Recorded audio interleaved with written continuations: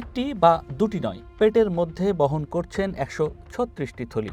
শুনে অবিশ্বাস্য মনে হলেও শাহজালাল আন্তর্জাতিক বিমানবন্দরে এক যাত্রীর পেটে পাওয়া গেছে এমন থলের সন্ধান, যার ভেতরে লুকোনো ছিল ৬,৩৭৮টি ইয়াবা ট্যাবলেট।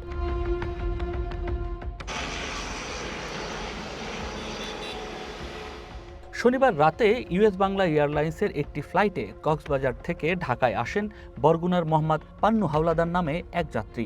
গোপন সংবাদের ভিত্তিতে ওই যাত্রীকে আটক করে airport armed police battalion. X ray করে পান্নুর পেটে প্রচুর পরিমাণ ডিম্বাকৃতির বস্তুর সন্ধান মেলে।